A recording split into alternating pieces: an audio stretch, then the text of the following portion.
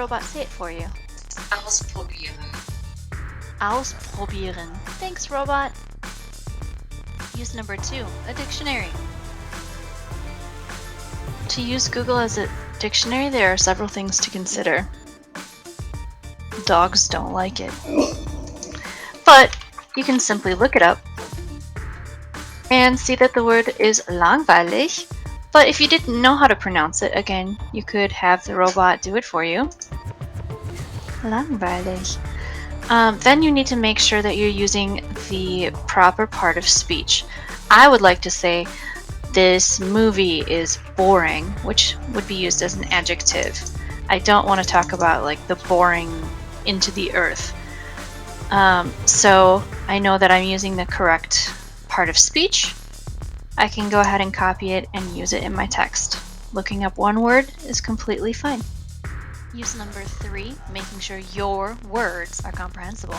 Let's say as a student that I had written some text and I'm not quite sure if it's right. I wrote, I want to gehen zur Schule, denn es ist sehr langweilig in meinem Haus. It makes sense to me. I think it means I want to go to school because it's really boring in my house. So if I copy this and bring it to Google Translate, this is a way of checking my work to make sure that I'm comprehensible.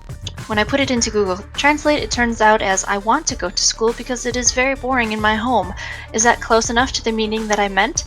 Absolutely. So that means that my sentence is good enough. Is it correct? No. There are a lot of typos and spelling errors, but the important thing is that you're using the German that you know to be understood. I can understand you, even Google can understand you. Now let's take a look at the suggestions at the bottom. Google suggests, ich want to gehen zur Schule, denn es ist sehr langweilig in meinem Haus. This is still not correct, actually, which I think is fascinating, but it is a little bit closer. Want and tu aren't even German, by the way. I'm looking at zu versus zur. Now, I need to think, do I know why the R is there? I said zu. Google Translate is telling me zur might be a better option.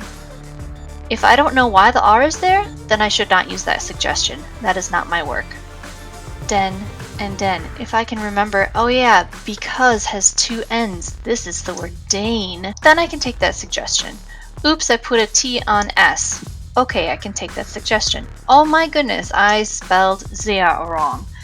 These are things that maybe I didn't notice looking at it by myself, but once Google points it out to me, I remember.